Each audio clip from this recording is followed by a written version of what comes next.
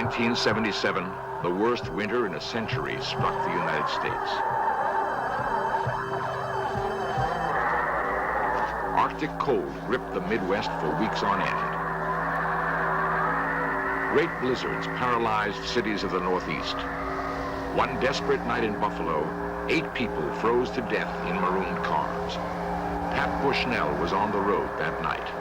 Traffic just absolutely stopped. I was afraid of being stuck in the car all night long with the cold and the wind, running out of gas. And then what? I think that if we had to go through a real bad winter, just like we just went through, I think we'd have to think about moving someplace else.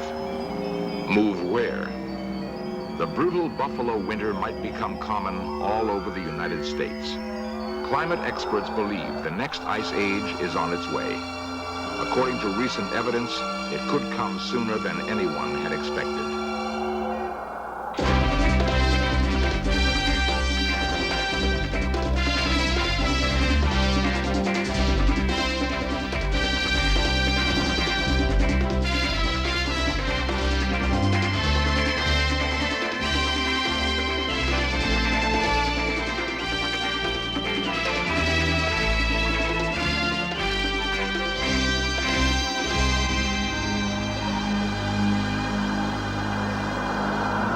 Weather stations in the far north, temperatures have been dropping for 30 years.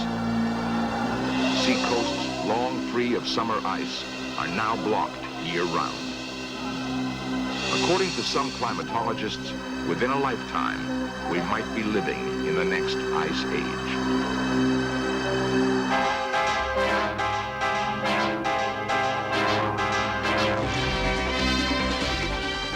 This series presents information based in part on theory and conjecture. The producer's purpose is to suggest some possible explanation, but not necessarily the only ones, to the mysteries we will examine.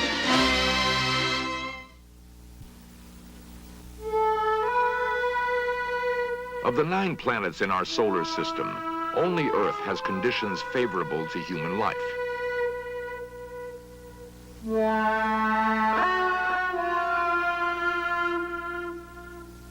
Our existence depends on a delicate balance of climate.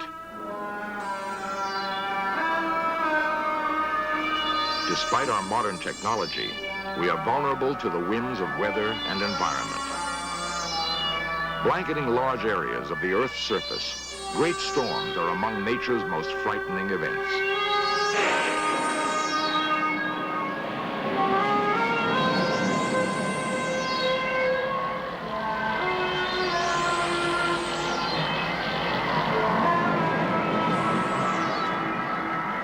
Uncontrollable tempests make us aware how fragile life on our planet really is. The comfortable cycle of spring sowing, summer growth, and fall harvest is, in terms of long history, abnormal. Only in the last 10,000 years has Earth enjoyed continuing warmth. Because of this, our population has exploded to 5 billion people.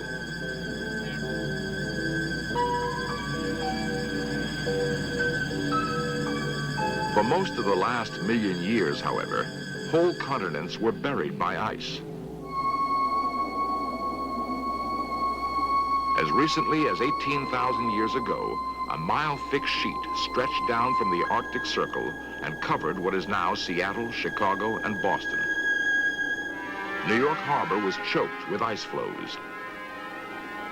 Winters were cold and snowy down to the Gulf of Mexico. All that remains of the great glaciers that once covered North America are the ice caps of the Canadian Arctic. If the ice spreads over the continent again, it is here on Baffin Island in northern Canada that the mysterious process will begin. We look to this lonely outpost for warnings of a new ice age. Straddling the Arctic Circle, Baffin Island is a harshly beautiful wilderness. It is larger than California, but not one tree grows on the entire island. The only vegetation is the stunted plant life of the tundra. Most of the inhabitants are Inuit Eskimos, whose ancestors migrated west from Greenland 1,000 years ago. Today, the island is poised on the brink of Ice Age conditions, a critical signal post for changes in the Earth's climate. According to geologists, the last major ice age began on Baffin Island 115,000 years ago. Perpetual snow spread southward over the continents.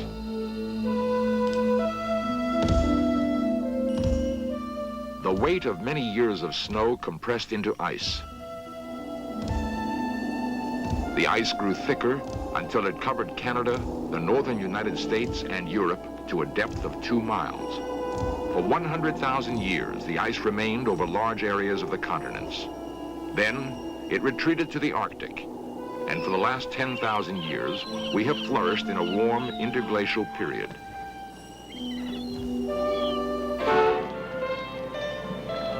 Our planet is crowded. What will we do when the fragile balance of climate shifts from today's abnormal warmth and the next ice age begins? One of the questions that I'm frequently asked is, when will this present warm interval end?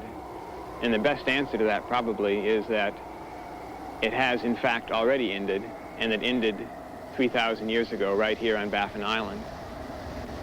Dr. Gifford Miller is a glaciologist from the University of Colorado. He's been studying the climate and glaciers of Baffin Island for the past 6 years. For the last 3,000 years, the summer temperatures have been getting colder, and the amount of precipitation, rainfall and snowfall has decreased, so that the conditions have been drier and colder. And at the same time, the glaciers have expanded. In the most recent expansion, which occurred between 300 years ago and the turn of the present century, the glaciers attained their most extensive positions that they had during the last 8,000 years. The summer of 1972 was one of the most severe summers on record, and the ice never melted that summer. And when I returned to Broughton Island, one of the local settlements here, talking to the Inuit people, and they could only tell me that their fathers had told them of a time when the ice hadn't gone out. This once-in-a-lifetime summer ice has surprised old-time Arctic residents. Ernie Sieber is superintendent of Baffin Island National Park and has lived in the Arctic for over 20 years. We had, in 1973, we had ice all over at the East Coast. The fjords, some of the ice in the fjords didn't even leave. And almost every year since, we had ice moving in and out of the fjords. So it looks like the climate has changed. It looks like it turned colder. Since concern for our weather has increased, the park wardens now take daily records of temperatures, wind, and solar radiation. Weather data from stations all over the Arctic is collected and fed into central computers. Balloons are launched every day to monitor the winds and temperatures at high altitudes.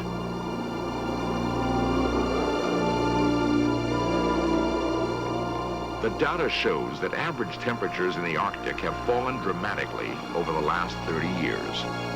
In most locations, the drop has been about 2 degrees centigrade. At that rate, the descent to ice age temperatures could take less than 200 years. It is not only the lonely Arctic that has cooled. The whole northern hemisphere is growing steadily colder. There is little doubt that someday the ice will return.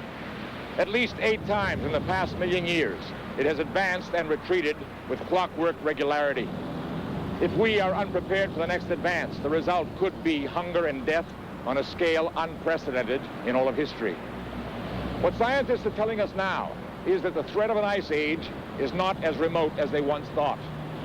During the lifetime of our grandchildren, Arctic cold and perpetual snow could turn most of the inhabitable portions of our planet into a polar desert. In Greenland, the snows of centuries have piled up on the largest ice cap in the northern hemisphere. Scientists have recently discovered evidence of a climatic catastrophe. Drilling down over 1,400 meters geologists have collected precious samples of ancient ice. Some of it fell as snow over 100,000 years ago. The ice is shipped south, where it is kept frozen at minus 35 degrees and carefully divided up for study. By separating out the two forms of oxygen in the ice, scientists have been able to chart the temperatures when it fell as snow. Near the bottom of the ice cap, they found traces of widespread freezing occurring with dramatic suddenness.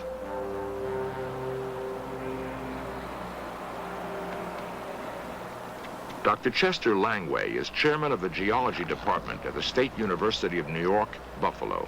We have evidence from the ice core studies that approximately 89,000 years ago, the global climate changed from one of greater warmth than today into one of glacial severity.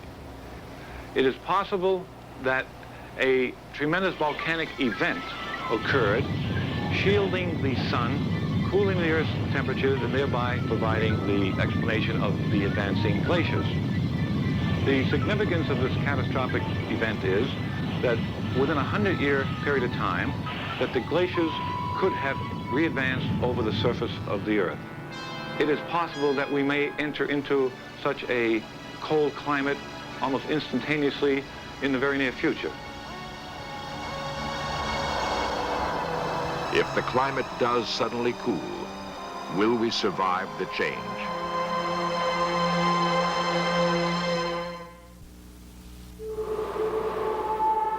"18,000 years ago, Manhattan Island was buried under a mile of ice. Where the Hudson River flows today, there was a huge glacier. Pack ice filled the ocean off Long Island. We're only beginning to understand the cyclic history of the ice, but evidence is mounting that another ice age is due. The most persuasive data comes from beneath the sea. The research ship Vima sails the world's oceans, taking samples of sediments deposited long ago. A crew of scientists rig a long cylinder and drop it vertically to the ocean floor.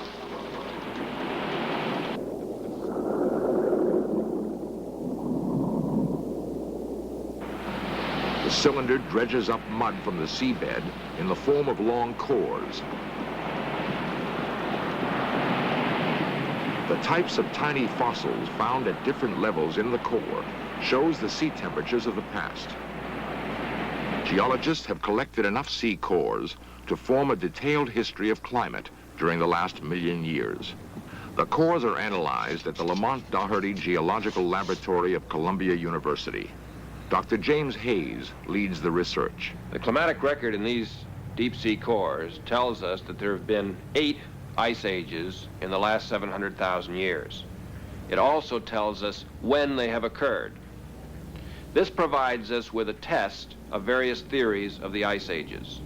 We now have a theory that tells us that changes in the shape of the Earth's orbit act as a pacemaker for the ice age succession. Since this theory can precisely predict when ice ages occurred in the past, which can be tested against these deep sea cores, it also can predict when ice ages will occur in the future. From this theory, we can say with confidence that we are currently heading toward another ice age. In the winter of 1976-77, one storm after another buried the Northeast under record amounts of snow.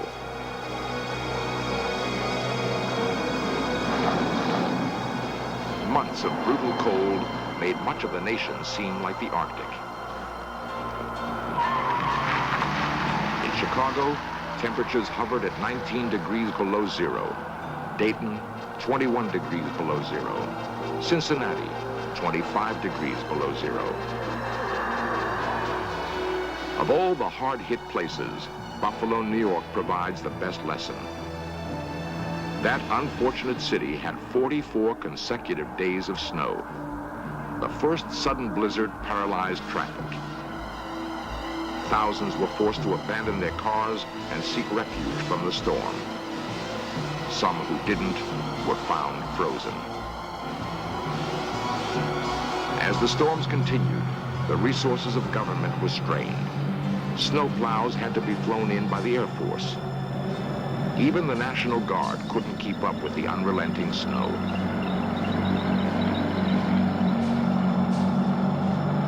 Just how long can a modern city hold out when whole regions are cut off from food and fuel? When the weather turns on us again, how thin is the margin between life and death?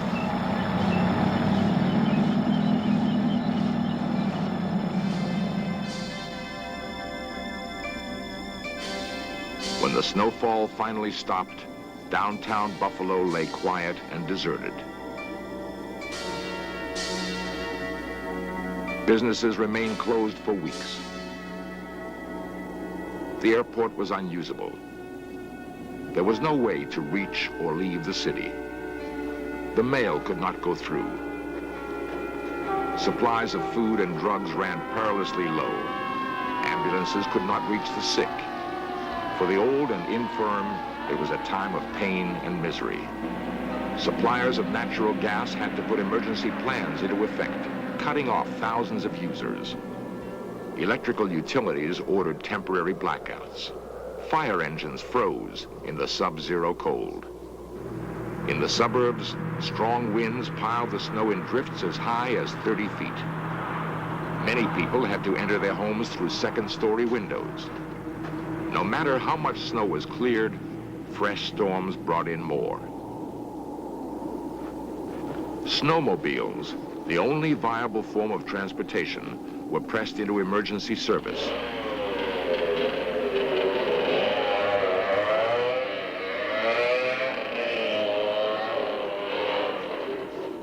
Pat Bushnell remembers how the Buffalo storm began. Terrible. It was the worst winter that we have ever had around here. When I left work, knowing it was bad, but still thinking I could get home, gone maybe 3 miles from work and realized that the roads were closed at that point. You couldn't walk. The wind coming right off the lake at that point, it's right in downtown Buffalo, was so brutal that you just couldn't walk.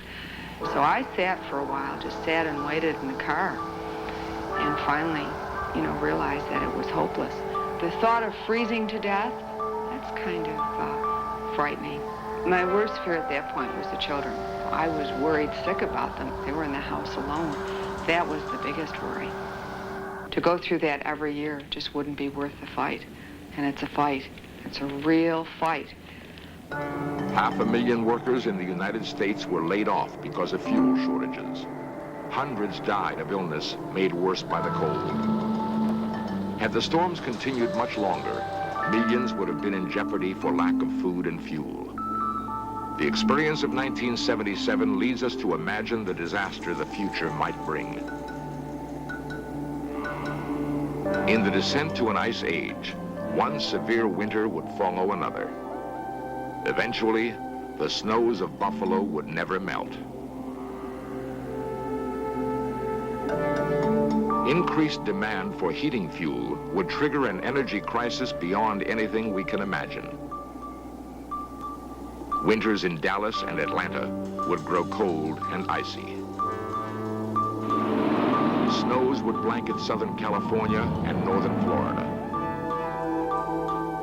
The people of Mississippi and Alabama would have to contend with old-fashioned New England winters.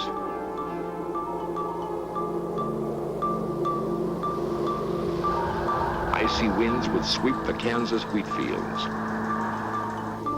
Colorado's summer grazing lands would resemble the Arctic tundra. In California, glaciers would advance from the Sierra Nevada toward the fertile San Joaquin Valley. Food production would plummet. Prices would soar out of sight. Every winter, the line of year-round snow would move further and further south. If the catastrophic event of 89,000 years ago repeats itself, the ice could return within a single lifetime. If an ice age is coming, what can we do to stop it? Nuclear energy might be used to loosen polar ice caps. Sea ice could be melted by covering it with black soot to increase the absorption of sunlight. Dr. Steven Schneider is a climatologist from the National Center for Atmospheric Research. Can we do these things? Yes. But will they make things better? I'm not sure. We can't predict with any certainty what's happening to our own climatic future. How can we come along and intervene then in that ignorance? You could melt the ice caps. What would that do to the coastal cities? The cure could be worse than disease. Would that be better or worse than the risk of an ice age? If the polar ice melted completely, sea level would rise 180 feet. New Orleans, San Francisco, and New York would be submerged. Clearly, one of the future's great problems will be to survive the next ice age.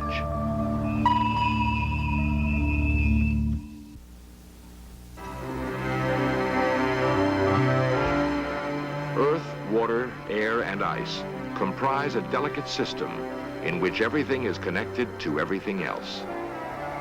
It's the interaction between people and climate that worry me the most, because with everyone jammed in countries, locked in national boundaries, a change in climate means a redistribution of where the rain is, where the growing seasons are. My worst fear is that the climate could induce a change in some country that would be devastating to their local survivability, and that would lead them to desperate acts that can drag everybody else down. In the past, weather disasters have fostered a spirit of mutual concern. When drastic changes in our climate occur, hopefully, the same acts of courage and cooperation will prevail.